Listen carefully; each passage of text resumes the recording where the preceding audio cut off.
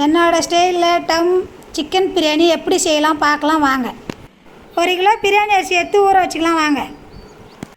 1 kilo கறி, 1 teaspoon chilli powder, 1 teaspoon garam masala, இஞ்சி paste 1 டீஸ்பூன்னு, தயிர் கொஞ்சம் கலந்துக்குங்க, 1 டீஸ்பூன் உப்பு.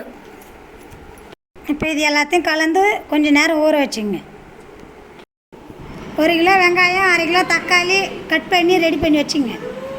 நம்ம இஞ்சி பூண்டை அம்மியில் அரைச்சி எடுத்தோம்னா ரொம்ப டேஸ்ட்டாக இருக்கும். இப்போ வெறும் அடுப்பில் டப்பராக வச்சுக்கலாம். நம்ம உங்களுக்கு தேவையான அளவுக்கு எண்ணெய் ஊற்றிங்க. கூடவே இதுக்கு தேவையான அளவுக்கு நெய். எண்ணெய் காஞ்சதை பிரியாணி ஐட்டம் பூரா அதில் போட்டுங்க.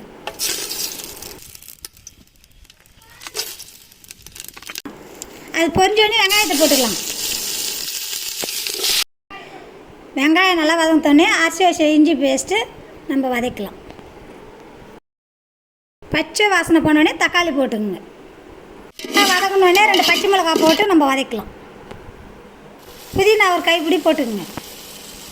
வதக்கிட்டு கரம் மசாலா, சில்லி தூள், மல்லித்தூள் 1 டீஸ்பூன் போட்டு வதக்குங்க.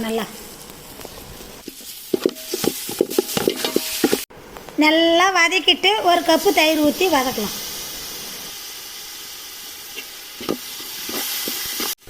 நல்லா வதங்கினோடனே நம்ம ஊற வச்ச சிக்கனை அதில் போட்டுக்குங்க.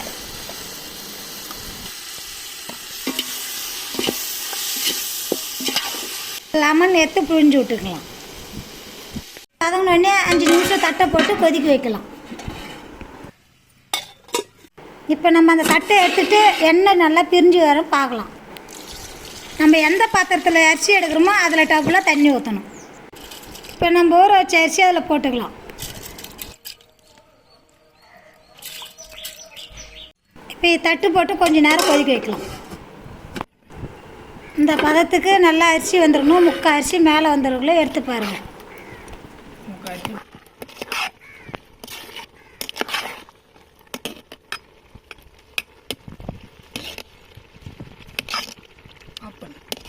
இப்போ நம்ம கலக்கி வச்சுக்கிட்ட கேசரி பவுடர் தண்ணி அதில் ஊற்றிக்கலாம். இப்போ மேலே புதினா தலை தூவி விட்டுக்கலாம். அடுப்பில் இருக்கிற வேர்வெல்லாம் எடுத்துகிட்டு வாழை இலையை போட்டு மூடி வைக்கலாம்.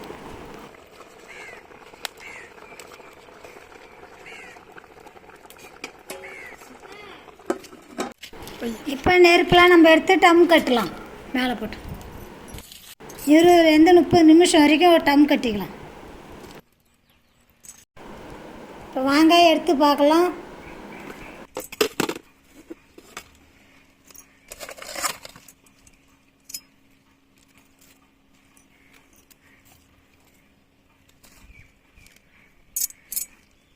பிரியாணி ஹோட்டலில் இருக்கிற மாரி உதிரியாக நல்லா வந்துக்குது பாருங்கள். டேஸ்டான டம் பிரியாணி ரெடி. வாங்க சாப்பிட்லாம்.